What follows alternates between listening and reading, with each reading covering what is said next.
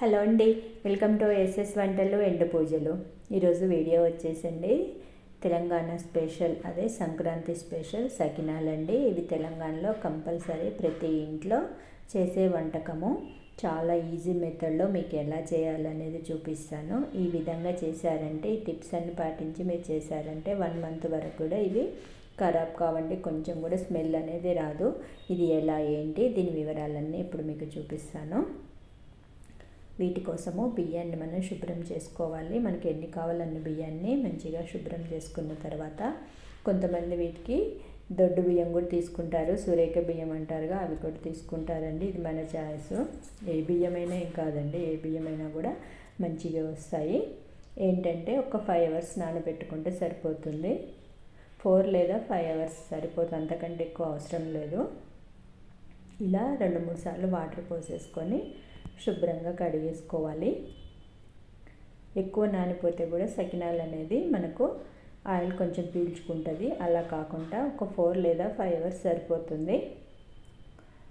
ఇలా 5 అవర్స్ నానబెట్టుకున్న తర్వాత వీటన్నిటిని మరొకసారి శుభ్రం చేసుకోవాలి. మరొకసారి వాటర్ పంపేసి అన్నీ స్ట్రైనర్లో వేసేసుకోవాలి.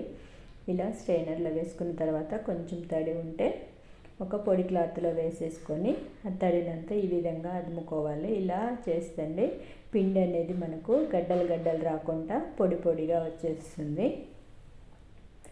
ఈ విధంగా పొడి పొడి పిండి వచ్చేసిన తర్వాత దీన్ని ఒక కాటన్ క్లాత్లో, పొడి క్లాత్లో పిండినంతా పోసేసుకోవాలి. ఇప్పుడు మెజర్మెంట్స్ చెప్తున్నాను మీకండి. కేజీ బియ్యానికి 200 గ్రామ్స్ నువ్వులు కంపల్సరీ పడతాయి. అలా వేసినప్పుడు మొరమొర వస్తుందండి. కొంచెం నూనె ఎక్కువ ఉన్నప్పుడు మనకు అప్ప అనేది మొరమొర వచ్చేస్తుంది. ఇలా కేజీ బియ్యానికి 200 గ్రామ్స్ నువ్వులు, ఒక 50 గ్రామ్స్ వామ తీసుకోవాలి. 50 గ్రామ్స్ వామ కరెక్ట్గా సరిపోతుంది. తర్వాత కొంచెం సాల్ట్ వేసేసుకొని వీటన్నిటిని 2 చేతులు పెట్టేసి కిందికి పైకి బియ్యం పిండి అంతా కలిసే విధంగా కలిపేసుకోవాలి. ఇప్పుడు దీన్ని కొద్దిగా ఒక బౌల్లో తీసేసుకోండి. అంత పిండి ఒకేసారి కాకుండా ఇలా కొద్ది కొద్దిగా పిండి తీసుకొని ఆ పిండిని ఈ విధంగా కప్పేసుకొని దీన్ని పక్కన పెట్టేసుకోండి. ఇప్పుడు కొద్ది పిండిలో కొద్ది కొద్దిగా వాటర్ పోసుకుంటూ కలిపేసుకోవాలి. ఇది తడి పిండి కాబట్టి వాటర్ అనేది కొంచెం తక్కువ పడుతుంది, చూసి పోసుకోండి. పిండి కూడా కన్సిస్టెన్సీ అనేది కొద్దిగా జారుగా ఉండాలి. మరీ గట్టిగా ఉంటే మనకు తీగ అనేది రాదండి. ఇది ఒక టిప్స్ అనుకోవాలి. జారుగా ఉంటే తీగ అనేది ఈజీగా వచ్చేస్తుంది. కొద్దిగా సాల్ట్ సరిపోయిందా లేదా చూసేసుకొని, నాకైతే కొంచెం పట్టింది. ఎందుకంటే సాల్ట్ అనేది మనం కాటన్ క్లాత్లో చుట్టేటప్పుడు అండి క్లాత్ అనేది కొంచెం పీచ్ చేసుకుంటుంది సాల్ట్ని, అందువల్ల కొద్దిగా ఎక్కువ ఉంచుకోండి, అప్పుడు మనకు సరిపడా వచ్చేస్తుంది. తర్వాత ఇలా కలిపేసుకొని దీన్ని పక్కన పెట్టేసుకొని ఇప్పుడు ఒక మందపాటి కాటన్ క్లాత్ తీసుకోండి. దానిపైన కొద్దిగా పిండిని ఈ విధంగా గౌరమ్మ లెక్క పెట్టేసుకొని కొంచెం దానికి కుంకుమ పెట్టేసుకొని దాని చుట్టూ ఇలా చుట్టేసుకోవాలి. ఇలా చుట్టేసుకొని పిండి వంటలు అనేది స్టార్ట్ చేస్తారు ఇక్కడ. తర్వాత ఈ గౌరమ్మను కూడా అండి మనం బియ్యంలో వేసుకోవచ్చు, తినే బియ్యంలో వేసేసుకోవాలి. ఈ విధంగా రాని వాళ్ళండి ఇప్పుడు ఒక గిన్నె తీసుకోనండి, రౌండ్గా ఉన్న ప్లాస్టిక్ అయినా స్టీల్ అయినా ఏదైనా ఒక గిన్నె తీసుకొని దాన్ని ఇలా బోర్లు ఇచ్చేసుకొని దాని చుట్టూ మీరు ఇలా చుట్టారంటే రౌండ్గా వచ్చేస్తాయి. అన్నీ కూడా ఒకే విధంగా రౌండ్గా వచ్చేస్తాయి. ఈజీగా ఇలా చుట్టేసుకొని తర్వాత గిన్నెని తీసేసారంటే రౌండ్ ఒకే విధంగా ఉంటుంది. ఇలా మనకి ఎన్ని కావాలన్న విధంగా చుట్టేసుకోవచ్చు.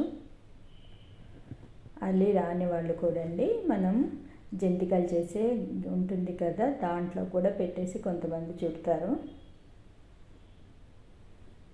ఇలా అన్నీ చుట్టేసుకోనండి. వీటిని ఫ్యాన్ కింద మాత్రం ఆరబెట్టుకోవద్దు అస్సలు. కొంతమంది ఫ్యాన్ వేసేసుకొని అవి తొందరలో ఆరిపోతాయి అనేసి ఫ్యాన్ వేస్తారు. ఆ విధంగా చేస్తే అప్ప అనేది నూనెలో వేయంగానే మొత్తం తునిగిపోయి పొడి పొడి అయిపోతుంది. అలా కాకుండా దీన్ని ఒక 1 అవర్ పక్కన పెట్టేస్తే అవి ఆరిపోతాయి. ఇలా అన్నీ చుట్టుకున్న తర్వాత చివర్లో కొద్దిగా పిండి ఉంచేసుకోనండి. ఇవి పిల్లలు, ఇంట్లో చిన్న పిల్లలు, పెళ్ళి కాని పిల్లలు ఉంటే ఇలా పాలకాయలని చేస్తారు. ఈ పాలకాయలు మనం భోగి రోజండి పిల్లలు తల స్నానం చేశాక వాళ్ళకి ఇస్తారు తినమని. ఇప్పుడు ఆరిన తర్వాత ఫస్ట్ ఒక 3 తీసుకోండి. ఫస్టే చాలా వేస్తే మనకి ఏంటంటే ఆయిల్ ఎలా కాగింది అనేది కొంచెం అర్థం కాదు కాబట్టి ఫస్ట్ ఒక 3 వేసి వేయించేసుకోండి. అప్పుడు తడిగా ఉన్నది అంటే అప్ప అనేది తునిగిపోతుంది. కాబట్టి ఇంకొక 5 మినిట్స్ ఉంచేసుకున్న తర్వాత మళ్ళీ వేయించేసుకోండి. ఈ విధంగా మీరు రెండోసారి వేసేటప్పుడు కొంచెం మరిన్ని వేసేసుకొని మనకు ఆయిల్లో ఎన్ని పడితే అన్ని మీడియం ఫ్లేమ్లో వేయించేసుకోండి. వీటిని మీడియం ఫ్లేమ్లో ఇలా తిరిగేసుకుంటూ వేయించేసారంటే కొంచెం బ్రౌన్ కలర్ వచ్చేసాక వీటిని తీసేసుకోవటమే. ఇలా సింపుల్గా మనకు ఈజీగా చేసుకోవచ్చండి. వీటనేది ఇవేంటంటే మనకు మీడియం ఫ్లేమ్లో వేగితే మొరమొర అనేస్తాయి. లోపటి వరకు ఉడికిపోయి నిల్వ ఉన్నా కూడా ఖరాబ్ కావు. అంతే అండి, చూసారు కదా ఎంత మంచిగా వచ్చాయో. ఇలా 1 బై 1 వేయించుకున్న తర్వాత చివర్లో పాలకాయలు చేసాం కదా, అవి వేయించేటప్పుడు స్టవ్ బంద్ చేసి ఇలా గంట పెట్టేసేయండి. ఎందుకంటే కొన్ని పాలకాయలు అనేది పేలుతుంటాయి. వీటిని భోగి రోజు పిల్లలకి తలస్నానం చేశాక ఇచ్చేస్తుంటారు. అంతే అండి, తెలంగాణ స్పెషల్ సకినాలు ఎలా చేసాలో చూశారు కదా. మీరు కూడా ట్రై చేసి మీకు ఎలా వచ్చిందనేది నాకు కామెంట్ చేయండి. అదేవిధంగా ఈ వీడియో నచ్చితే లైక్ చేయండి, షేర్ చేయండి, సబ్స్క్రైబ్ చేసుకోండి. అందరికీ ముందుగా సంక్రాంతి శుభాకాంక్షలు. Thank you.